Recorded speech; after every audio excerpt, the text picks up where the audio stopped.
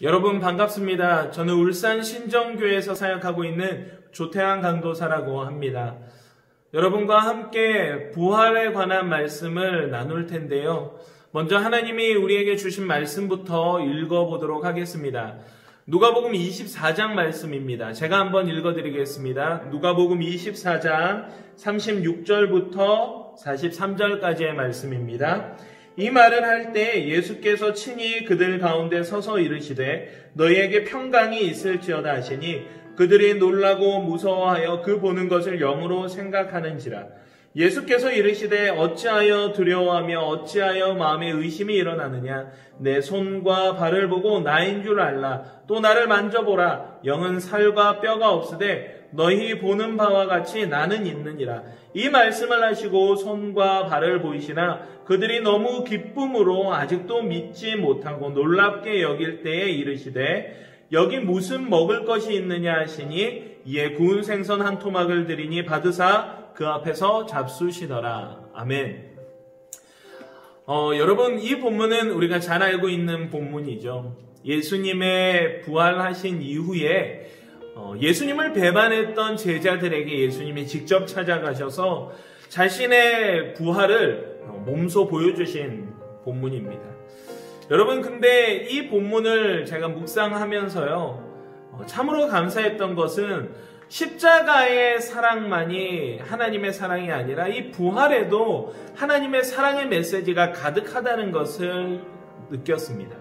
사실 하나님은 사랑의 하나님이시기 때문에 그가 하시는 모든 사역은 사랑에 기초한 사역입니다. 우리를 징벌하실 때에도 사랑이요, 우리에게 복을 주실 때에도, 우리를 악한 길에서 건져내실 때에도 하나님은 항상 사랑이 그 안에 있는 일이라는 것을 우리 잊지 않으셔야겠죠.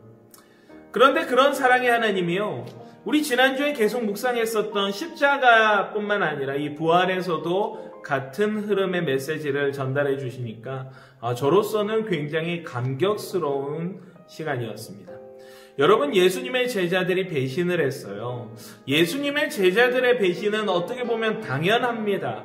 왜냐하면요, 3년 동안 예수님을 따라다니고 예수님의 부활은 사실 여러 번 말씀하셨지만 그것을 이해하기는 쉽지 않았습니다. 왜? 당연한 것 아니겠습니까? 예수님의 제자들이 살던 시대나 그 전이나 그 이후에 사람이 죽었다가 다시 살아나는 일은 한 번도 없었기 때문입니다. 그래서 어떻게 보면 예수님이 돌아가셨을 때 모든 것이 끝났다 생각하고 도망가는 것은 당연합니다. 한 번도 그런 일이 없었기 때문에. 예수님의 제자들이 예수님을 떠났습니다.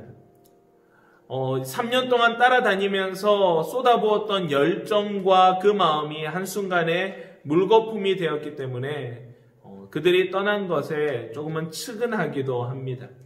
여러분 한번 상상해 보십시오. 여러분이 진짜로 잘 준비했던 사업이요, 여러분이 정말로 공을 들였던 그 프로젝트가요, 한순간에 리젝트 당하고 거절당하면서 물거품이 됐다고 생각해 보십시오. 여러분 절망에 빠지지 않겠습니까? 모든 걸 놓아버리고 잠시 떠나서 사람이 없는 곳으로 숨어버리고 싶을지도 모르겠습니다. 예수님의 제자들이 예수님이 돌아가신 이후에 그렇게 자신들의 고향으로 돌아갔습니다. 이때 예수님이 오셨어요. 부활하신 예수님이 오셨는데 예수님의 첫 마디가 무엇이었습니까?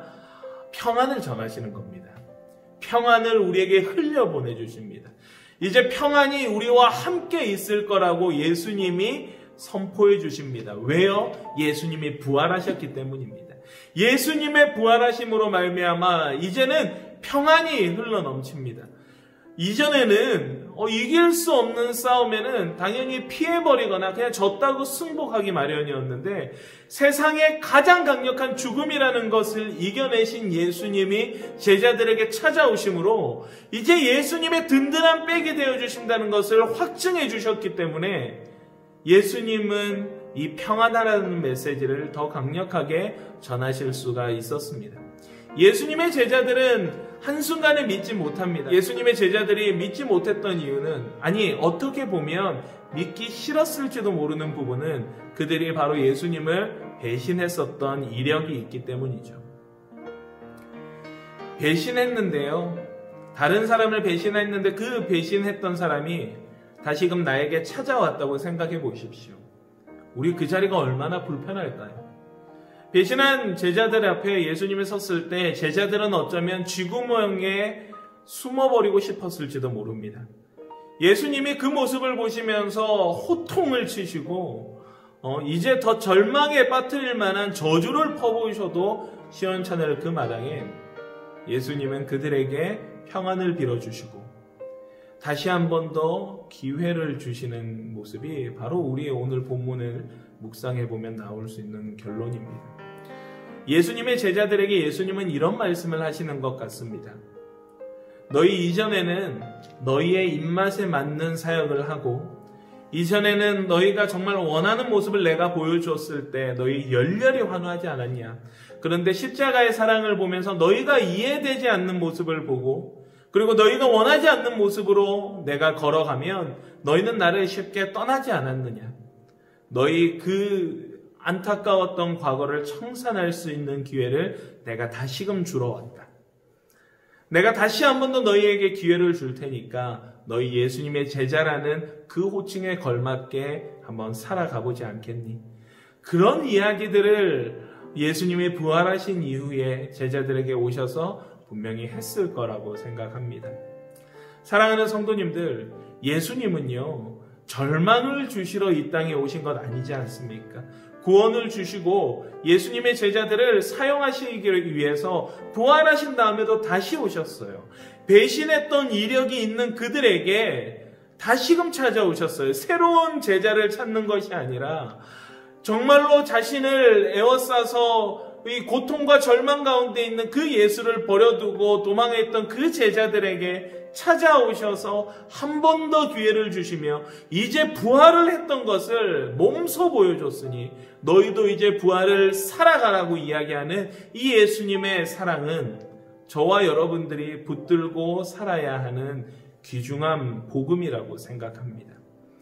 사랑하는 성도님들, 우리 부활주의를 보내고 그리고 하루하루를 살아가면서 참 행복합니다. 그런데 이 부활이 느껴지지 않으면 신앙인으로서 살아가는 것이 또다시 불편해지고 어려워집니다. 그때마다 기억하십시오. 예수님께서 우리에게 구원을 주시는데요.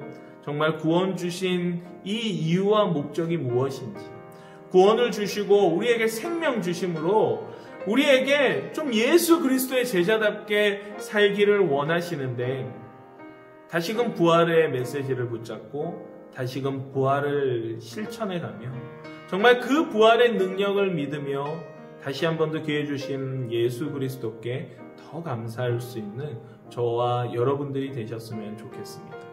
예수님은 살아나셨습니다. 예수님의 부활은 실제입니다. 예수님의 제자들 앞에 음식을 먹으며 그 모든 것을 확증하셨습니다. 역사적으로 정말로 완벽하셨던 예수님의 이 이야기, 정말로 우리가 붙들고 살아도 전혀 손색 없는 귀중한 복음의 말씀인 줄로 믿습니다.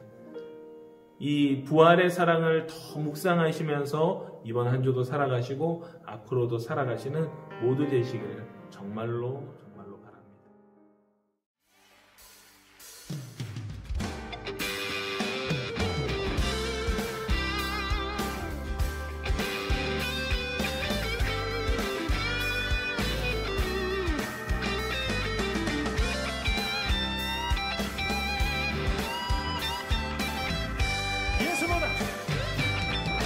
예수보다 더 큰 사랑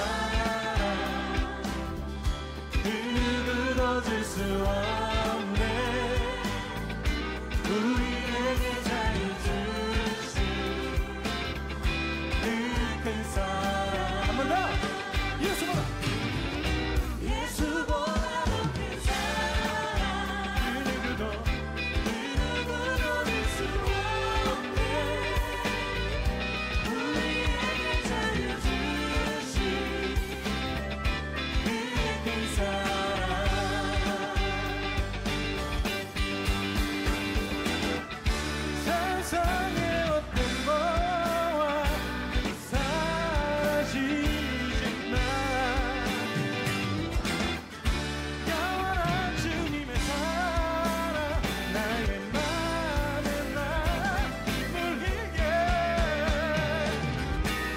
예수보다 더 큰